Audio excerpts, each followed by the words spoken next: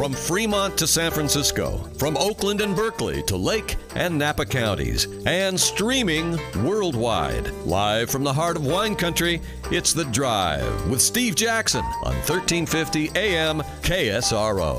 3:05 on your Wednesday drive. Thanks for riding with us, everyone. Our first guest, I'm honored to talk to him. He and his wife, Mary Matalin, will be appearing as DC's Odd Couple at the Wells Fargo Center in Santa Rosa this coming Monday. James Carville is with us. James, thanks so much for being on the show today.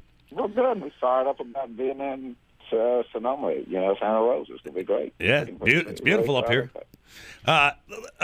James, of course, is a political consultant, a commentator, media personality, probably gained real national attention in '92 when he was lead strategist for President Clinton, then Governor Clinton's campaign. How did you meet Bill Clinton, and how did all that come about?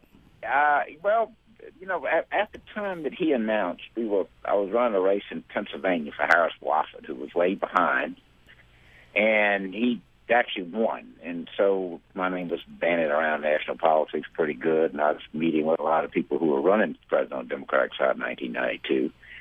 And he was like everybody else that meets him, was completely, blown away by him. And, was a fellow Southerner, and he seemed to have a pretty good grip on things and the kind of campaign he wanted to run. And just knew right then that's what I wanted to do. Well, it certainly was a successful relationship. I'm sure you and Hillary and Bill are still pretty tight. Yeah, I talked to the president a lot more. I mean, she's got a day job now, so yeah. She's a little busy. She's a little busy to sit around chewing the fat. But yes, remained very close to him and talked to him frequently.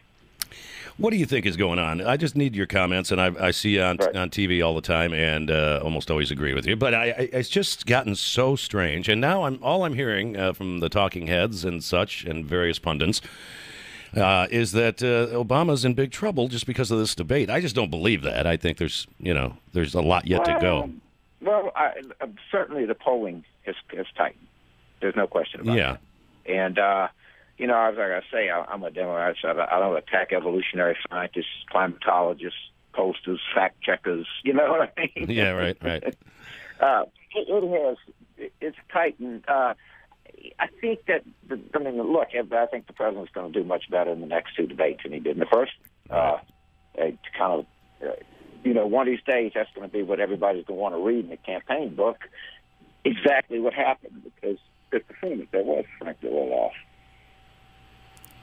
And what are your thoughts on Romney at this point? I mean, I have never seen any politician, when you look back, and they've been showing a lot of it lately, even 20, 30 years, how he continually switches. It seems sometimes almost day to day.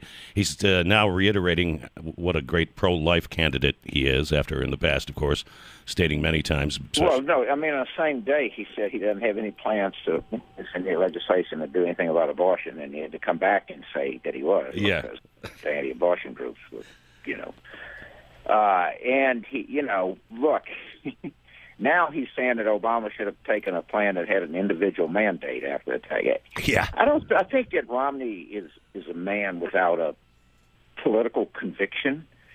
And I think his singular conviction is getting elected, so he doesn't view anything wrong with saying whatever it takes to get elected. I think that's been pretty much what his history is. But probably personally, he's a man of, I'm sure, some personal morality. I'm sure he's a very faithful husband, diligent father and everything. He's utterly politically promiscuous. Yeah. That's a great phrase, politically promiscuous. It's true. I mean, he is. That's what he is. And I just can't understand. Have you seen anyone like this? You've been around in politics so long. Have you ever seen a candidate on any level? Not at this level, no. And I think more and more it's going to continue to come out. And I don't think in his mind he views this as anything other than just saying what's necessary to get elected, because in his mind the country really needs him. Yeah, and I agree with you. He just says whatever it is at the time. And Eric Turnstrom, this communications director, said it best. It's just an Etch-a-Sketch. Yeah. Well, Romney his whole life. He warned us back in the spring that this was going to happen with the Etch-a-Sketch moment, and it certainly has. And it's happened. I mean, and it doesn't. I don't know that voters. I think to some extent you got to be careful because they like the fact that he's changing his position because they say, well, he doesn't believe all that stuff anyway. So he gets in, he won't govern like that. So it's a little. If you attack him, to some ways, it almost comforts people though he doesn't believe all that crazy stuff he's been saying in the primaries. We're talking to James Carville. His latest book is called "It's the Middle Class, Stupid." Tell us about. I love that title. Tell us about the book. Well, what's happened in this country over a long period of time is the middle class, as we know it, has just been under assault, siege. Its numbers are shrinking. The people left in it are being surrounded and caught in the vice of high health care costs, with higher education costs, not getting any raises. This has been going on for 30 years or more. And one of the things that we wanted to bring people's attention to, this did not start with the financial crisis. And there has to be some thought in terms of a long-term solution to how to help the middle class, and we tried to bring some attention to that issue, that this is an ongoing near tragedy in this country. And that's what's behind the book. And when was it released? It came out this summer, I want to say like July. Yeah, okay. I thought it was in the middle of the summer. Right. And available. We'll be signing copies in Santa Rosa. We're going to have a good time. I hope people come out and spend some time. We'll have a good, lively discussion about the issues of the day, and I'm really looking forward to being in that part of the world, particularly this time of year. Yeah, it's beautiful up here right now. And let me ask you this, though. I looked at a article. I was doing some research today. This is from December 2009, but I couldn't. The headline just grabbed me. Dear Abby, how do Mary Matalin and James Carville stay married without homicide? And everyone's been asking me in the last couple of days, oh, you got James Carville on. You got to ask him how the two of them can coexist in a happy marriage like that.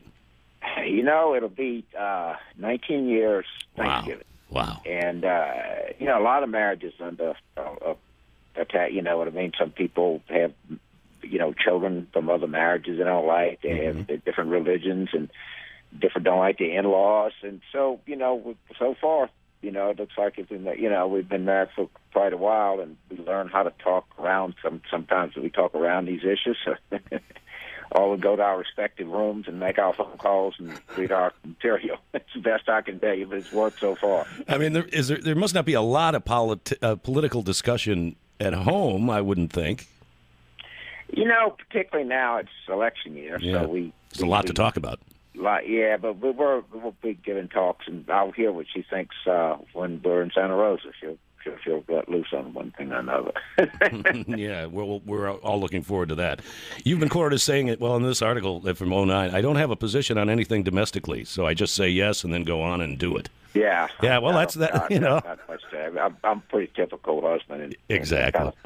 That's a success. Got to go along and let it go, Yep, you have to, man. There's not many hills that I'm going to die on domestically. Right on.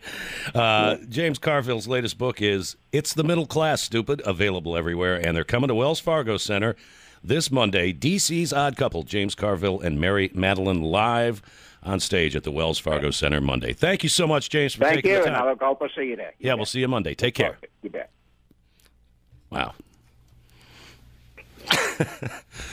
It just cracks me up. When you think about how tough marriage is, just in general, and then for those two, 19 years. Salute to them, I say. Yeah, but James' website is carville.info, by the way, carville.info. And before you get into the website, there's a animated Carville speaking at a podium, and it says, "The man who has devised the most dramatic political victories of our generation." James Carville and Mary Matalin, 19 years of marriage, will be live at the Wells Fargo Center this coming Monday. DC's Odd Couple, presented by the Wells Fargo Center. We have one pair of tickets for that show. Oh, I want to go. Mike, just give me the tickets. We won't hand them out. All right, we'll hand them out. 636-1350. One pair of tickets for DC's Odd Couple, James Carville and Mary Matalin, live at the Wells Fargo Center this Monday. 636-1350. We'll take a break, and then we'll come back and hand those out on your Wednesday drive.